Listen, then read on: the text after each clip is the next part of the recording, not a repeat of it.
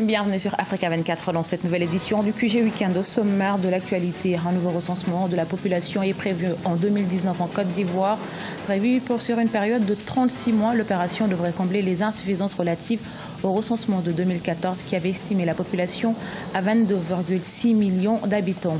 En République démocratique du Congo, leur réaction après l'acquittement de l'ex-vice-président Jean-Pierre Bemba. Pour en parler, nous recevons Justine Poyo-Kasavubu, présidente du mouvement des démocrates congolais également, élue femme politique africaine de l'année 2018. Et puis au Tchad, les Saos Kadé préparent les éliminatoires de la Coupe d'Afrique des Nations des moins de 17 ans. Le tournoi de qualification pour la compétition prévu en 2019 en Tanzanie se tiendra à partir du mois d'août 2018. En Côte d'Ivoire, un nouveau recensement général de la population et de l'habitat est prévu en 2019. Cette opération devrait couvrir les insuffisances de celles réalisées en 2014, des manquements dus à des contraintes financières, politiques ou encore techniques selon les autorités. Siam Le Victoria Sedji.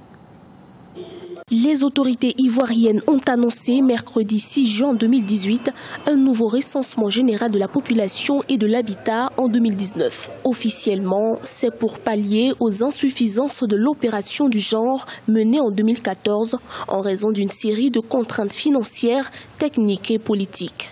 Récemment, une mission du Fonds des Nations Unies pour la population a estimé que le recensement de 2014 n'avait pas toutes les caractéristiques permettant d'en faire usage au niveau statistique de la planification du développement. L'avant-dernier recensement, c'était en 1998. Il y a eu 16 ans. Donc pendant 16 ans, nous n'avons pas pu avoir des chiffres sociodémographiques qui permettaient de bien planifier le développement. L'analyse de l'UNFPA pour nous est juste dans la mesure où, si nous voulons réussir la planification du développement, il faut avoir des informations justes et fiables. Le terme il est bon, dans le sens que 2020, c'est de nouveaux défis, c'est de nouveaux challenges pour le nouveau président. Cela permettra d'avoir des informations beaucoup plus fiables, beaucoup plus justes pour planifier le développement. En 2014, l'opposition politique avait qualifié le recensement d'inopportun. À un an de la présidentielle d'octobre 2015, qui a reconduit le président Alassane Ouattara au pouvoir, l'opposition avait pointé du doigt plusieurs questions à résoudre, notamment celle de l'immigration. Il faut que le gouvernement et les différents acteurs de notre démocratie, c'est-à-dire les partis politiques, la société civile, le secteur privé, tous ces acteurs se mettent d'accord sur les modalités, donc les conditions de la réussite de ce recensement. Il ne s'agit pas donc pour le gouvernement de faire du forcing, il ne s'agira pas pour l'opposition de boycotter comme cela a été fait en 2014. Il nous faut un consensus. Le recensement de 2019 est prévu sur une période de 36 mois et permettra de mettre en place un répertoire à jour des principaux indicateurs socio-démocratiques par circonscription administrative, chose qui n'a pas été faite en 2014. Pour rappel, la Côte d'Ivoire a procédé au total à 4 recensements depuis son indépendance. L'opération de 2014 a accusé un retard de plus de 6 ans. Selon cette opération, la Côte d'Ivoire compte exactement 23 millions d'habitants. Condamné en première instance, l'ancien vice-président de République démocratique du Congo, Jean-Pierre Bemba, a été acquitté en appel devant la Cour pénale internationale. À l'unanimité, la classe politique a salué cet acquittement. Toutefois, pour beaucoup, le président du mouvement pour la libération du Congo peut déranger certaines prévisions de l'opposition et même au sein du parti au pouvoir. Les explications de notre correspondant Jacques Mboka. Avec l'acquittement de Jean-Pierre Bemba par la Cour pénale internationale, l'on assiste à une récomposition de la classe politique en République démocratique du Congo. Acquitté vendredi 8 mai en appel par la Cour pénale internationale, CPI, des charges des crimes de guerre et des crimes contre l'humanité, l'ancien vice-président congolais Jean-Pierre Bemba pourrait unir l'opposition. Une opposition appelée à fédérer les énergies pour un candidat unique face à la majorité présidentielle dont le candidat à la présidentielle du 23 décembre n'est pas encore connu. Par sa présence, si il remplit toutes les conditions pour se représenter, eh bien cela augure d'une bataille rude, mais que nous sommes décidés à mener loyalement. Donc sa présence ne pose aucun problème particulier pour nous de la majorité. Et je crois que le seul problème qui pourrait se poser, c'est de voir s'il remplit toutes les conditions pour se représenter. L'acquittement de Jean-Pierre Bemba est salué par l'ensemble de la classe politique congolaise. Pourtant, bon nombre d'observateurs estiment que Jean-Pierre Bemba pourrait changer certaines prévisions dans les états-majors des formations politiques à la course pour la présidentielle du 23 décembre. Aujourd'hui, une opposition qui est presque éparpillée, divisée, incapable de se trouver un candidat unique, Jean-Pierre Bemba trouve intérêt favorable pour se présenter, lui, comme le candidat de l'opposition pour la présidentielle. Alors, le pouvoir aussi qui subit des pressions internationales, qu'est-ce qui va se passer exactement? Je crois que c'est ça la question qui convient d'être posée, mais en attendant, il y a le congrès du MLC qui est annoncé pour juillet, et au cours de ce congrès, on annonce également l'arrivée de Jean-Pierre Bemba à Kinshasa. Il faudra attendre le 12 juin 2018 pour être bien fixé sur l'avenir du président du mouvement pour la libération du Congo, Jean-Pierre Bemba.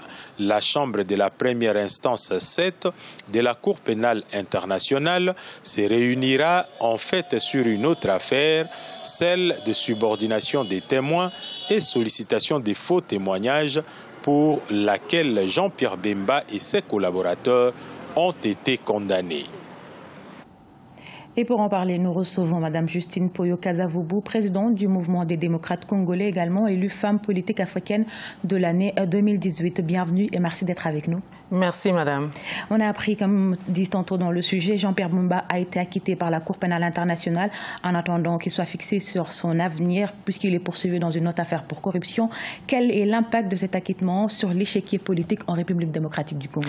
Mais vous savez, madame, en partant du prescrit que l'homme propose, mais que Dieu dispose, eh bien, nous devons garder raison et sagesse par rapport à cette situation. Évidemment, un acquittement ne peut que réjouir les cœurs et les esprits, et nous en faisons partie. Alors, il faut peut-être éviter de tomber dans le piège de considérer que si libération totale il y a, que ce soit une libération messianique, car aujourd'hui, le Congo n'a pas besoin d'une situation providentielle, mais le Congo a besoin, au contraire, qu'on puisse conduire ce pays vers sa destinée de prospérité et surtout mettre fin à l'occupation rwandaise qui crée justement tout l'imbroglio dont le peuple est victime. Quelle lecture faites-vous de la situation politique actuelle dans votre pays? Mais nous sommes sous occupation rwandaise, madame, vous le savez très bien. Les massacres qui se passent à l'est de la République, les viols des femmes, les meurtrissures dont nous sommes victimes, mais aussi les massacres qui ont eu lieu au Kasaï récemment, eh bien tout cela relève justement de cette politique d'extermination du peuple congolais qui a pris origine dans le chef du régime rwandais. Et donc aujourd'hui, notre enjeu, c'est justement de mettre fin à cela avant de pouvoir penser à des échéances électorales. Et donc, j'appelle la classe politique congolaise à la vigilance et surtout à la préservation de notre intégrité politique. Vous avez été élu récemment par le GIFA, Groupement international des femmes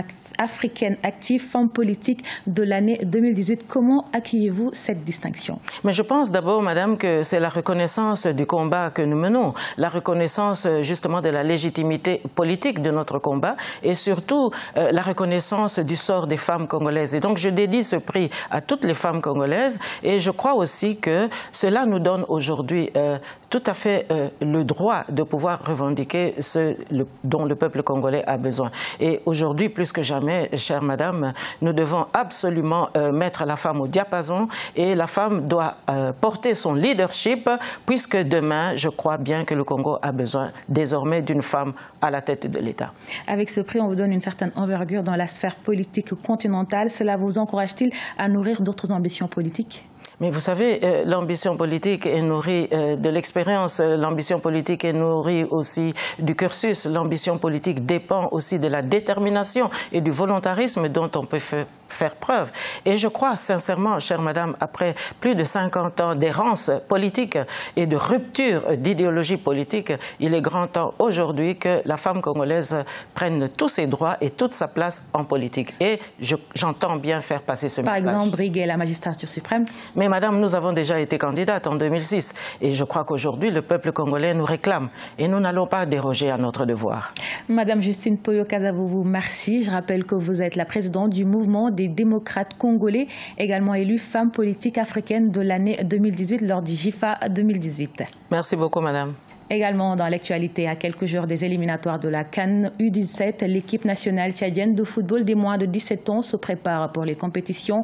Les entraînements ont repris et s'accélèrent pour mieux préparer techniquement et physiquement. Objectif des SAO cadets, aller plus loin dans cette compétition prévue en 2019 en Tanzanie. Les précisions dans ce reportage de notre correspondant Mahamat Ramadan, commenté par Nathalie Mo.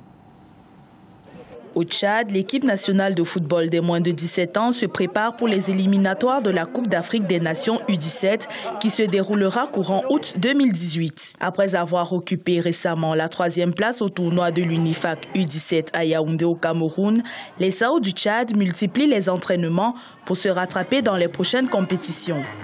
D'après le sélectionneur Mahamat Alamine, les erreurs techniques du passé sont en train d'être corrigées. On a recommencé les entraînements.